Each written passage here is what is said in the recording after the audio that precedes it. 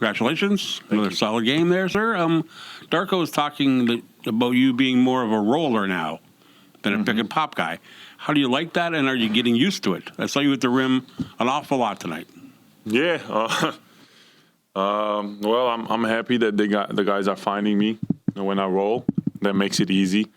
But yeah, I'm whatever team needs, as I said from the day one I got here. Right now I have bigs on me, so I'm kind of reading what they're doing. If they're in drop, I have a pop opportunity, but they're kind of in between, so it's a good time to roll, especially with IQ and Jamal. They're so good, kind of like being in between, like and throwing that pass that just makes my life super easy. So I would say I love popping. Yeah. I do, but I'm kind of realizing and adding that aspect of the game to myself. Is that because you think you're quicker than the most bigs and you can get past them if they're up on you?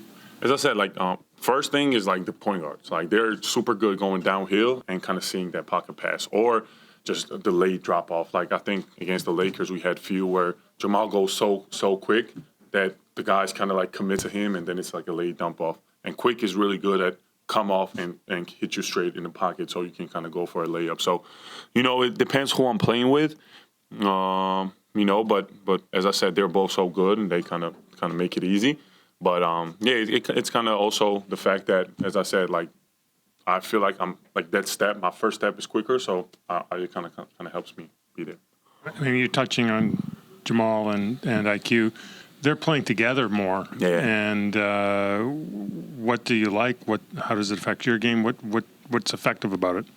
I would say it makes IQ's job a little easier when Jamal is out there. I feel like he can space out more, kind of get that rhythm shots, kind of take that pressure off him a little bit as well. And Jamal is just doing his job to a T where he finds that like kind of comes us down, finds openings, finds BI when he needs to get the ball, kind of tries to facilitate and get everybody involved and knocks down the three. So I would say I feel like Jamal helps IQ's aggressiveness even a little bit more, and it's cool because now we got two ball handlers. They can both come off the screen, they can both pass, both make shots. So it just kind of as a big, I can just keep running down and I see whoever's kind of got the matchup we need and just go and screen. So it's cool. It's cool. Everybody. Good win. Same thing. What happened in that third quarter with your offense? Looked so efficient, attacking a zone patiently and effectively. How did it turn around? Like anything else, like zone is such a defense that you don't see it all the time, right? So you're seeing night in and night out. You're seeing man-to-man defense, different pick-and-roll coverages, and you're spending a lot of time working on that, right? And I thought it was great for us to play against the zone that much tonight. And we have our principles, but when you see it for like 2, 3, 4 possessions and, you don't spend a lot of time, I thought it was very helpful for us to play against zone that much. And all the things that we work on and all the principles, they kind of fall in line during that third quarter. So we feel very, very comfortable with what we're doing against the zone. You had another big night from Sandro today, a bunch of threes and I think nine rebounds as well. What are you seeing in the development of his game away from just the scoring?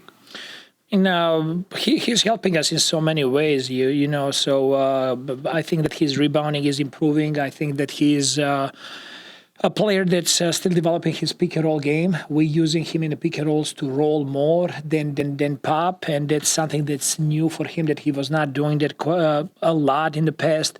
So he's providing us completely different dimension when he's doing that. Spacing, he's helping with spacing, and also defensively, like he's a smart player. He knows how to stay in front of the ball and how to guard different personnel. So he's helping us everywhere on the court. We've talked about zone and the importance of shooting against it, but it looks like you guys made a real emphasis on getting to the rim and getting the free throw line And can you maybe just explain a little bit about that?